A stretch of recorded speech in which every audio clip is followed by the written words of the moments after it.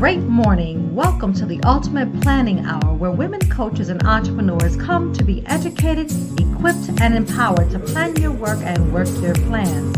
Join me here on the Powerhouse in Motion campus every Monday at 10 a.m. Central Time to maximize each day, optimize your performance, and bring harmony to your life.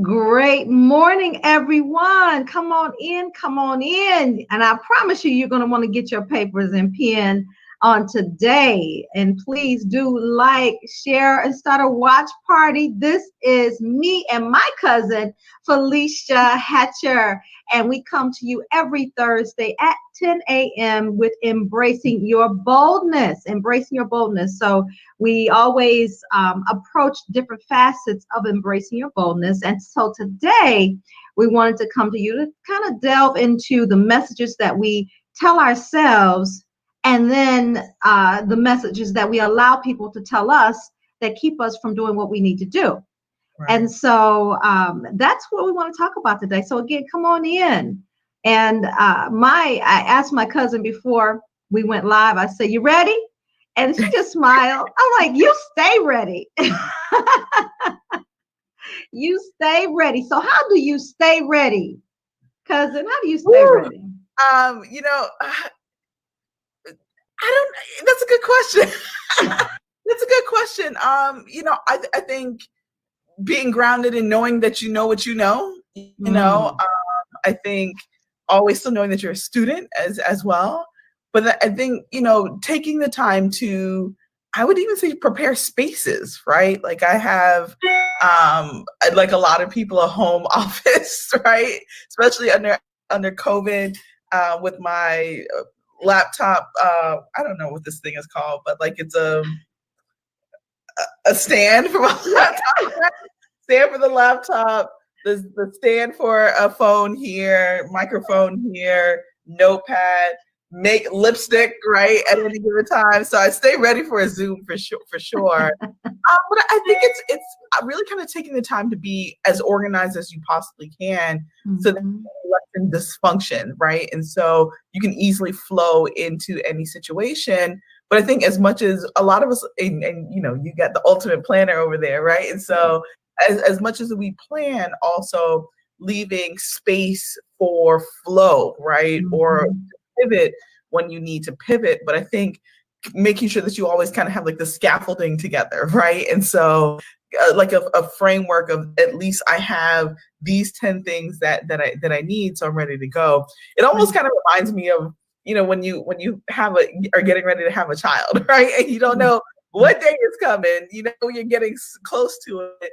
And so you prepare the bag, right? The bag to take to the hospital, so that if that water does break, or if anything, an emergency rise or whatever, you have to make a mad dash, at least you're not frantic all over the place. Like, where are the essential things that I need, right? In order to jump in the car with nothing standing in the way, possibly run all the red lights to hurry up and get to care. So I think that might be it, right? Just making sure that you always at least have the essential things. Right, ready by the door, right? Or whatever that means for you and what you do. I think having that ready to go is always going to kind of help you stay ready, so that you don't have to get ready. That's it. I love what you said. You said, you know what you know. Yeah. You just know what you know. And so what is it that you know, I guess, is the first question. What is it that you know, and being comfortable and confident in what you know, and then know what you need to have in your space or your sphere to keep you ready, so that you don't have to get ready. Right? Yeah. I love it. And I think a lot of that is having some sort of daily practice, right? And I think, and you tell me what your daily practice is like, because I feel like I have a good hold on it, but I have 2 kids, so at any given moment, at any given moment, it can go sideways really, really fast, but it doesn't go that crazy. But I remember not having a plan in place or not having, kind of a core structure to my day, and any little thing will completely throw you off your tracks if you're not careful of that. So I think of anything, it gives you that, right? It gives you a sense of, if something does happen, I can get back on track because I laid a track, right? So like I know where the day is supposed to lead me based off of like how I start the day. And so whether you start the day with prayer and meditation, some silence for yourself, whether you start the day with just like, the ultimate planner, like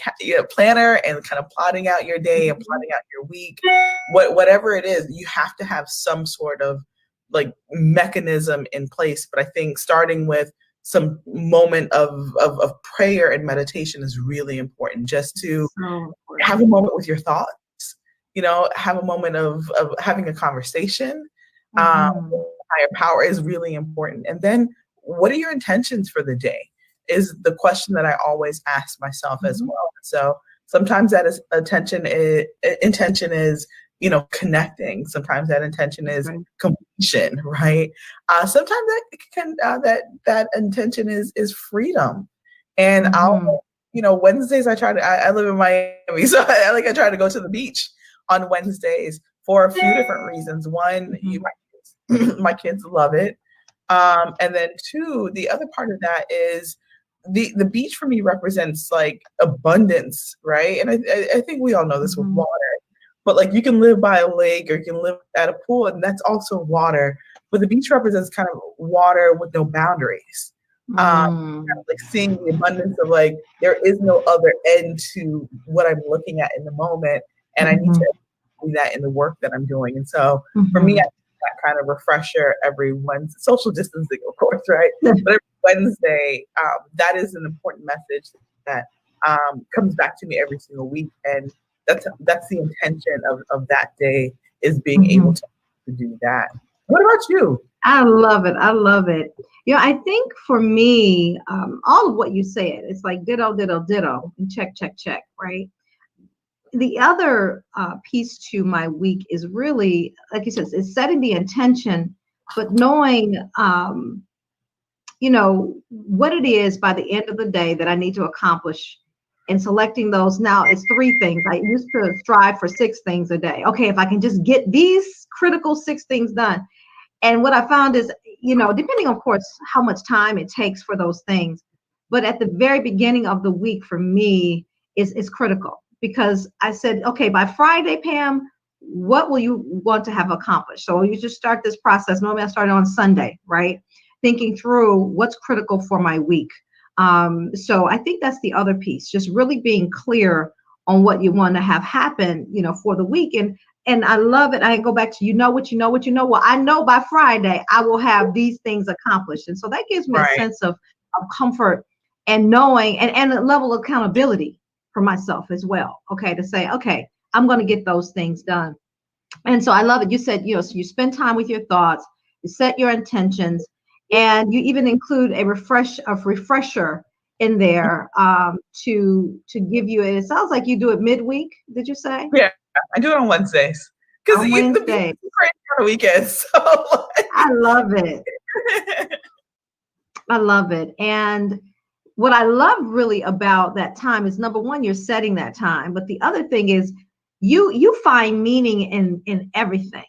And you said it's water without boundaries. And so it kind of opens your mind, and water is so calming and so relaxing. And I love that, that concept. And so include a refresher during the week. I'll just put that. How about that?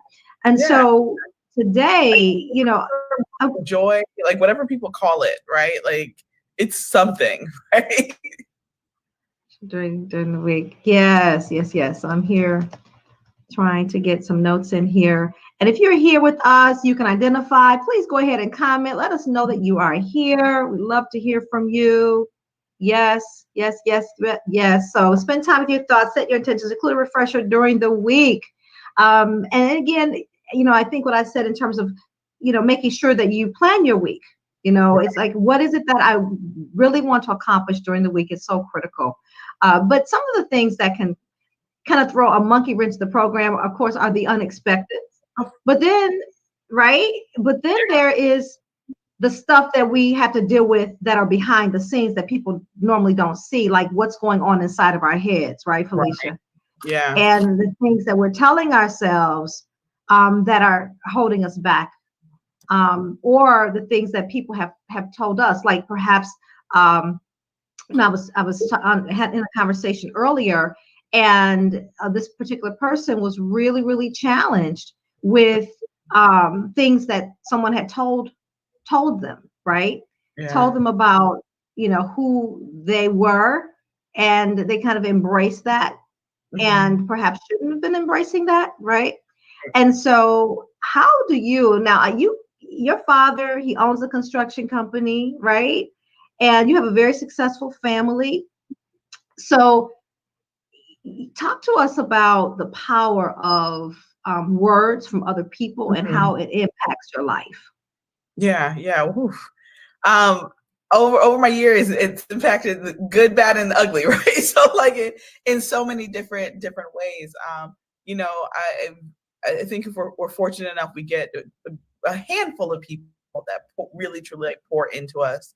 Whether that's positive affirmations, I love you, thank you, like whatever it is. But I think it's so interesting because the people that pour negative things into us or doubt, um, we give it so much agency, much more than the people that the positive stuff. It like we almost like we absorb it. We almost kind of wear it like this weird badge of honor. Like this person said this thing to me. Um, the other part of that, of like this person said this thing to me, and I'm going to set out to prove them wrong, is also wearing it in this weird kind of badge of honor of like I'm going to take this thing and turn it into motivation, but like at some point you need to release that, right?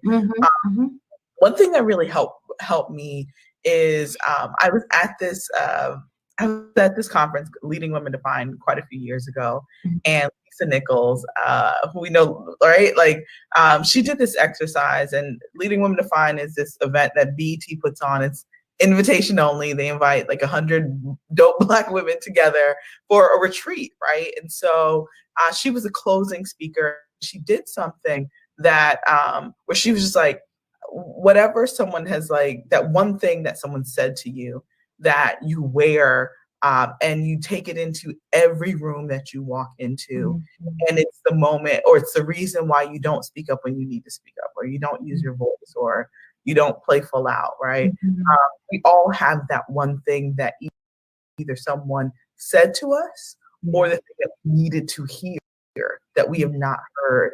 And TD Jakes always, he talks about, expecting, what does he say? Like expecting kind of gallon size affirmations from pint sized people. Like we want thing for us, but they do not have the capacity to do that and be that. But oftentimes people around us that do support us do. And so it was all of us in this room, right? And she was just like, the women in this room have the capacity to say the thing that you want them to say, or say the thing that you always needed to hear. And so it was this kind of whisper exercise. And so I really implore people to do that as well. Like pick that thing. And so what we needed to pick that thing that we either needed to hear or never heard, and whisper it into as many women ears in the room. And because everyone was like boohoo crying. I was boohoo crying. Like it was just, it was life transformational, right? It really was, because what you realize is that, like I said, right, the people that we needed to hear that from at whatever point in our life, oftentimes they haven't said it because they don't have the capacity to say it, right? So there's that part. The other part is we often walk into rooms and we think that we're the only one who has needed to hear that thing, has not heard that thing, is dealing with whatever our we're going through, and it must be something wrong with us, and that's not the case. And in hearing that and seeing that, and I do a version of that when I speak, because it was just so powerful. I give all the credit to Lisa. I was like, I learned it from Lisa, but this is powerful. is that you also hear the thing that you needed to hear was someone else in the room also needed to hear that same thing too.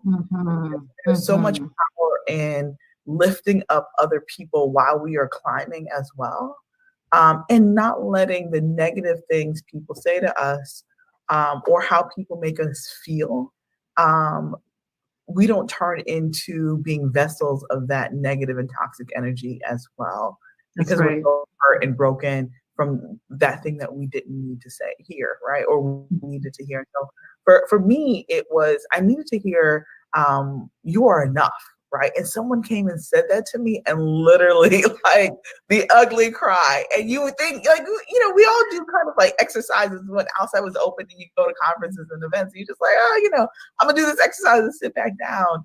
And it wasn't even the thing that I was saying to other people when it was my turn. And literally when that person whispered, that stranger as all get out, did not know this person. We all happened to be at the conference together, did not know this person.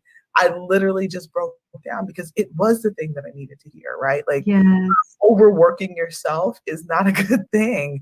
Trying to figure out, like, what is it that I'm trying to prove by doing all these things and running around like crazy, and feeling that you have to wear the superwoman or Superman cape all the time. That's right. That's right.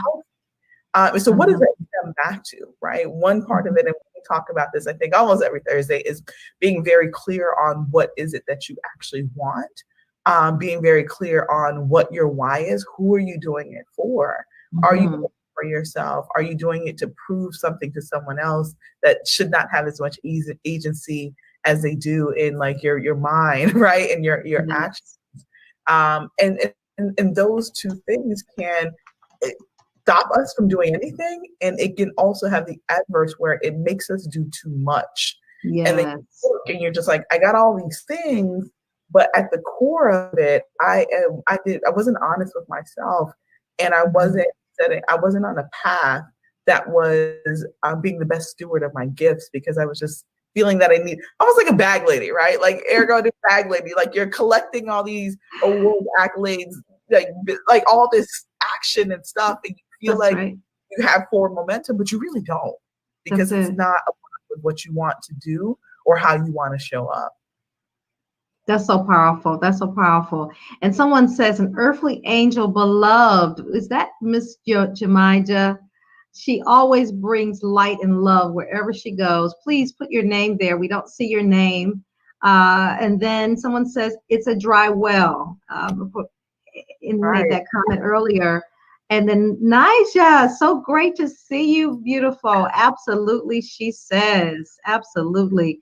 And so, cousin, you just talked about, you just said, again, y'all, if y'all not here with us on Thursdays, y'all need to be here. Put it in your calendar, because she drops some goods. We, in our dialogue, our prayer is that you gain some nuggets to stuff in your tool belt, to keep going, to learn, to grow.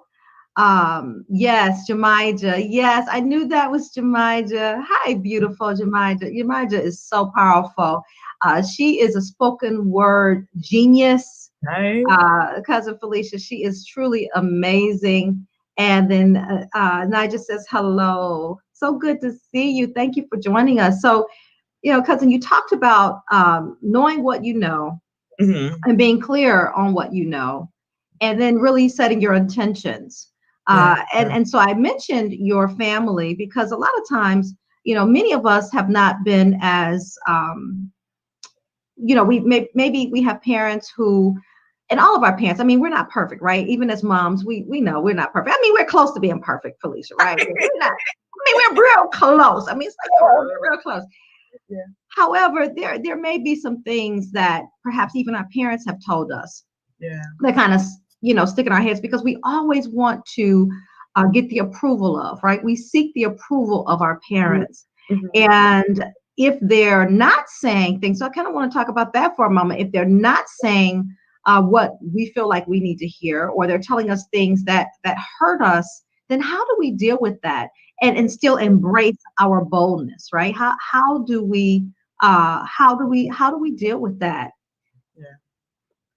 I wish I had the answer for that right away, but it's it's been an interesting journey being a parent, because then I think once you become a parent or a caregiver, you start to give your parents so much more grace, because you realize none of us know what we're doing, right? Like none of us know what we're doing, and we're all just kind of figuring it out as long. Watching something on an interview on social media, and it was very much that, like, it was this couple and they were running this business and kind of like grinding, and the husband had some big heavy issues with his mom in the past, and they literally brought the mom on the show.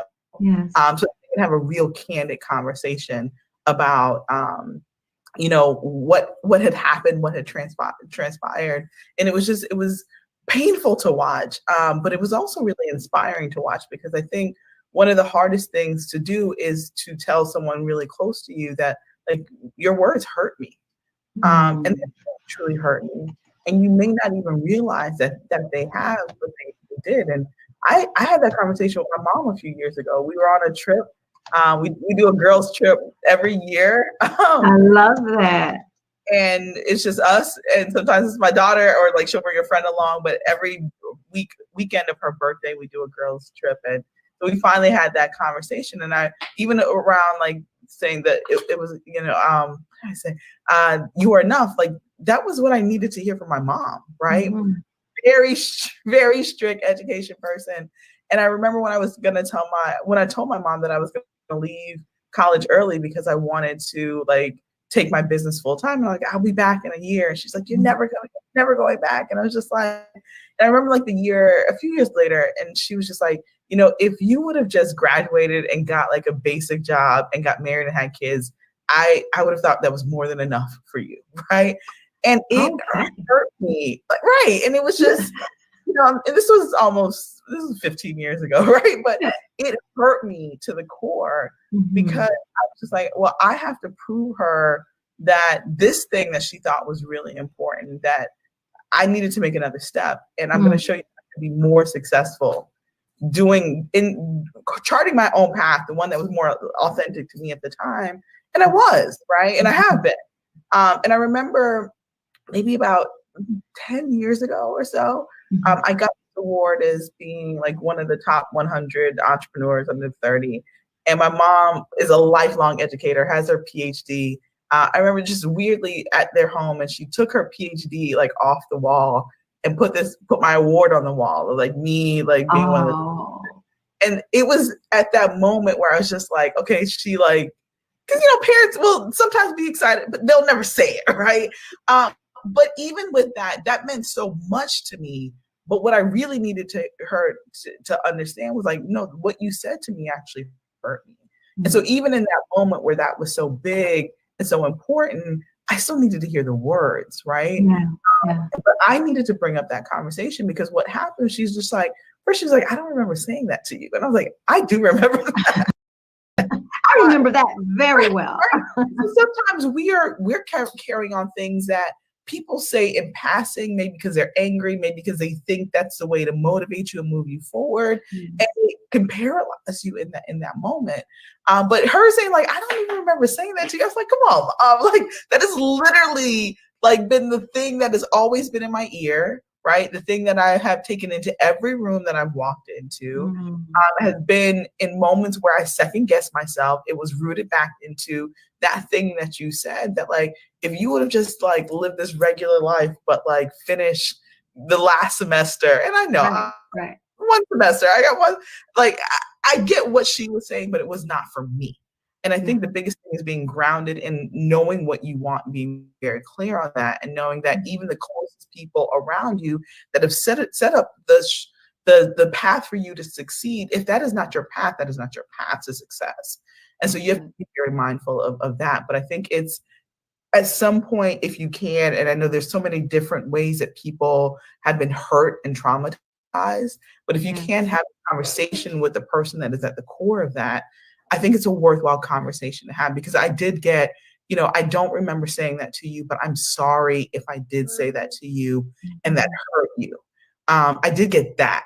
And that more than anything kind of released me from feeling like I have to do all these things and be all these things to these people, because at the core of it, my mom just wanted this thing for me, which I felt was so limiting in what my potential could be. And so that's so powerful. So we can say that that's the thing that guided me, but like, you don't want hurt to guide you either, right? Like, right, exactly. Yeah. That's it. That's it. Thank you. That's some good stuff. And I'm gonna just share something real quick. And I want to read. If you Google my cousin Felecia Hatcher, the first thing that popped up on Google for her, and y'all excuse me, I'm going to say a curse word today because that's what her bio says. I'm going to tell you up front. Felecia Hatcher is a White House award-winning entrepreneur, badass business rainmaker, best-selling author, globally sought-after speaker, media darling, mother, and founder of Code Fever and Black Tech Week. It will go on, but that's the top, the very top of Google, and that's what it says about my cousin. And to know that you are truly, I mean, I thank you for sharing your heart with us, because when you read that bio, we don't see that stuff. Yeah. We didn't hear that stuff. We don't see it when we experience you on Thursdays, right? Yeah. But yet, and so what that says to me is this, that all of you out there, and all of us, and even me, our parents can be, I think they know our hearts, they know our minds. And if anybody can impact us, hurt us, make us happy, make us smile, our parents, right? Our mothers and our fathers. And to hear that you had that one thing that you were dealing with. But I love what you said. You said it's okay to say your words hurt me. And I think that's huge for today. That is so huge. And Crystal says, good morning. Hey there, Crystal. Thank you for joining us this morning. And then Sam says, let me see.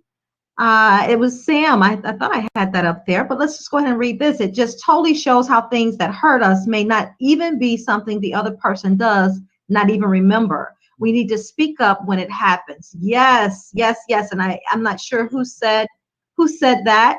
That may have been Jemijah. Please put your name there so I can credit you for that. My daughter, Crystal says, my daughter did the same thing. You want to read that, Felecia? Yeah, my daughter, hey, Crystal, my daughter did the same thing in her last year, and we asked her what she wanted to do, and she said music. We sponsored and supported her for 6 years. Then she came to a place in her life where she's seen it was, or saw it was not going anywhere. She closed that chapter. I love that. I do too. And then she said she is an entrepreneur, wife, and mother now. Yes. Yes. Crystal, that is so awesome. And what I love about that, Crystal, is you allowed your daughter to just be. Right. Just be. And then she decided when she was ready to close that door. And I think as parents, that's one of the hardest things for us to do, but it's a selfless thing to do that. Don't you think, Felecia, that when we really just say, you know what, it's not about what I want. Right. But it's about what you want and what God is calling you to do. And even for my daughter, I did not, she is the driver behind her dance career, right? At one point, I will say though, I had to say, no, you're going to stay in this game. We've been in this too long. And she wanted to throw in the towel. Yeah. And so then is when I had to come in, Felecia, and I had to say, nope, we're gonna hold steady. We're gonna hold steady. And she and that happened twice in her career, but now she's so happy that she stayed the course. Right. But I saw the drive, and so I looked at the indicators, the passion. When she heard music, she went into choreographing mode, just the little indicators that said, hey, you need to stay there. Don't move. And so I think as parents, we have to really do a better job. And that's every day. I have to work at doing a better job at listening, right? And being present and just being, staying out of my own head for my child. Yeah. Yeah. Because for a lot of parents, it's not malicious, right? It's just like you have the experience of knowing how hard this world can be, right? And you want, you want safety for your child. You want insurance, right? Like I had that conversation with my mom too when I was She's just like, but you got good benefits. You want benefit. You want the baseline of all those things, right?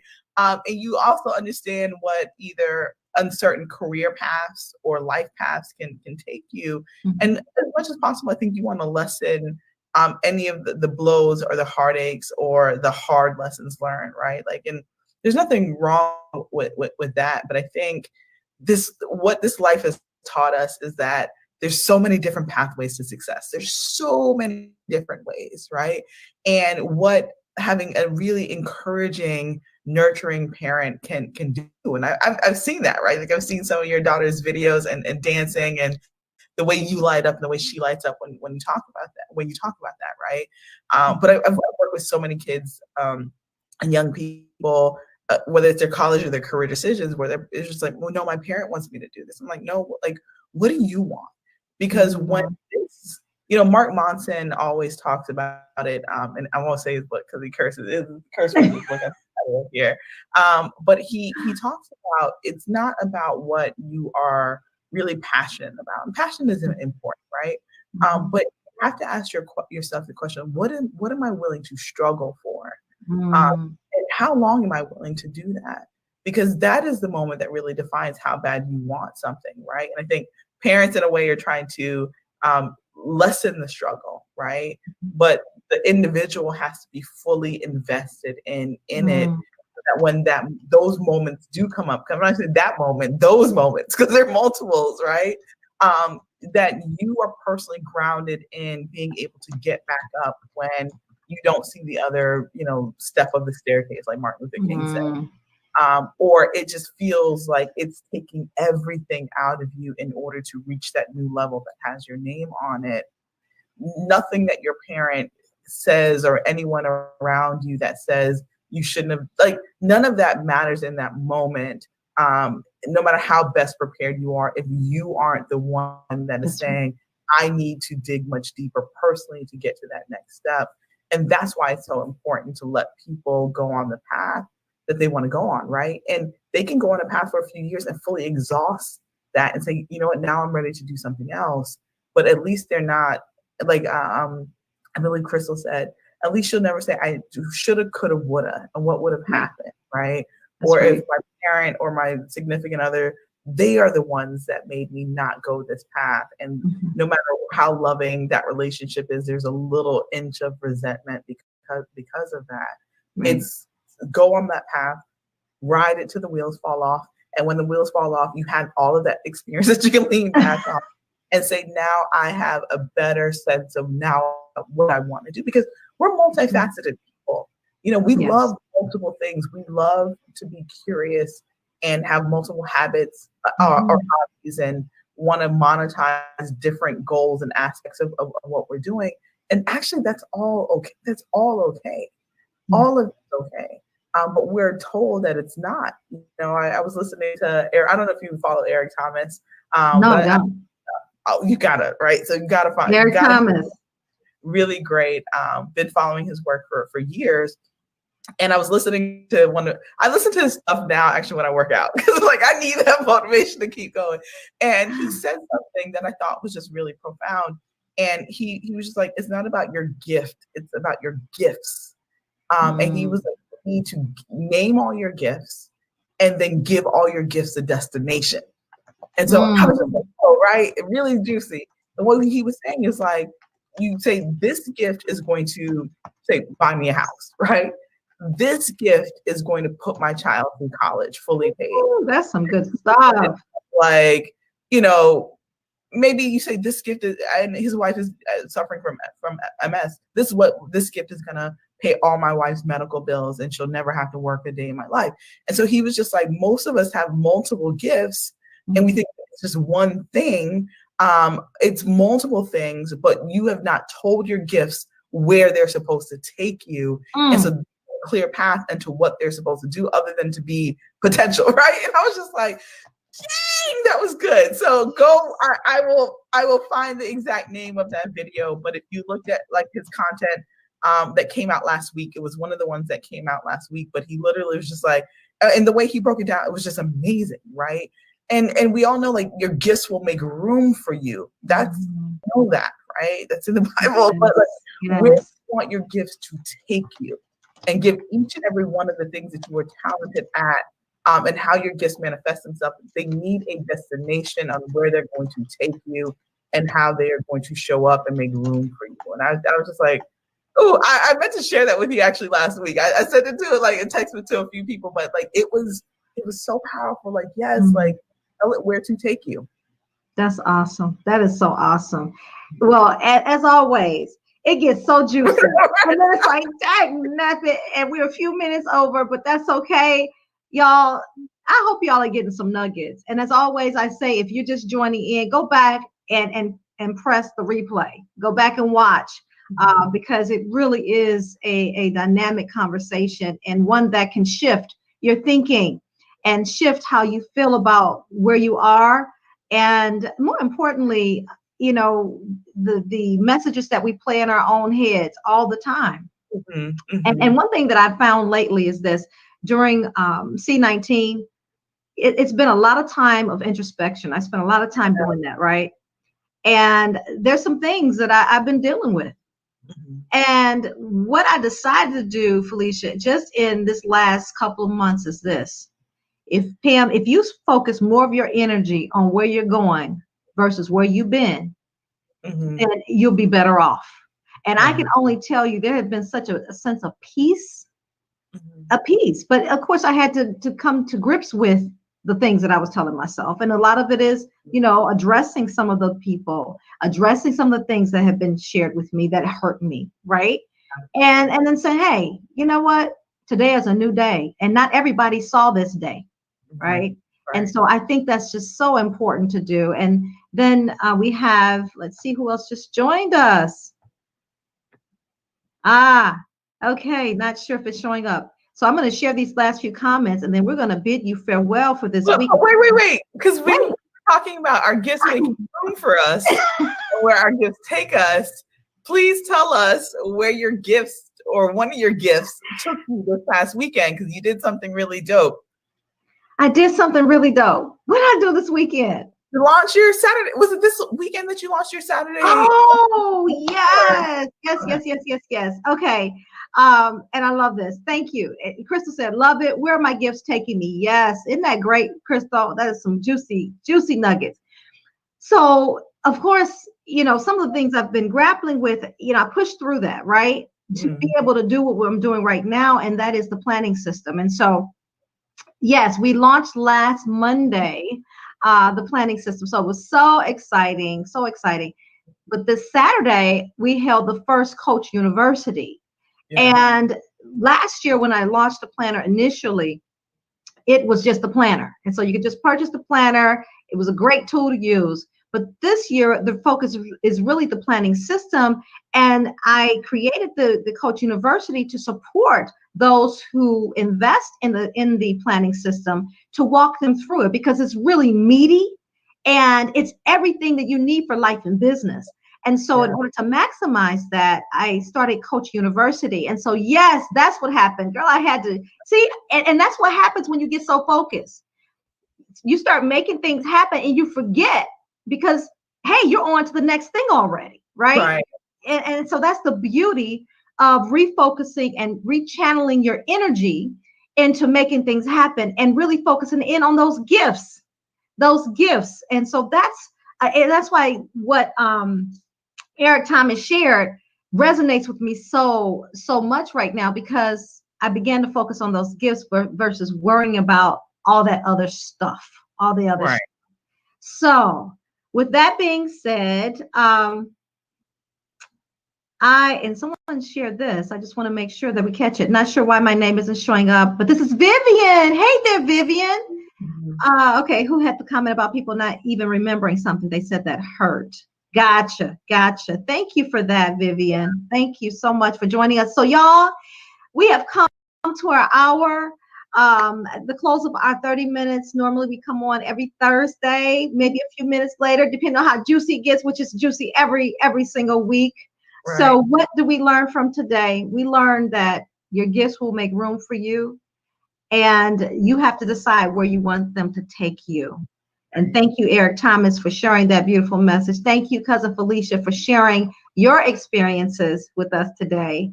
And for Crystal, for sharing your daughter's journey that blessed us today. So everyone, make it a great week, please. And you had something come up as well, Felecia. Tell us about what you have coming up. About you, I don't remember. I mean, we got a Black Tech Week virtual summit coming up next month during Global Entrepreneurship Week. So might have been that we were talking about. Yay! Yay! And so, can everyone attend, or who is it for? Yeah, okay. So we'll launch registration next week. So I'll talk about it next week because then I can actually drop the link. But if you're trying to make money and create opportunities in this new normal, in this new digital space where it gives you a lot of opportunity to be able to do so, then you'll definitely want to attend the summit. So I'll talk more about that next week. Okay. For people to get my cousin is so humble, and she's like, "Oh, you know what? We'll talk about that next week." Y'all just need to come back next week to find out. Right. Okay. So yes, come back next week, y'all. So take care. Have a blessed one. Bye, make it a great Thursday and great weekend. Watch the debate tonight. Watch the debate. Oh my goodness. Yes. How do we forget about that? Watch the debate tonight. And if you have not voted, go cast your vote. We need you to vote. VOTE. All right. Everyone, peace out. We'll see you next week.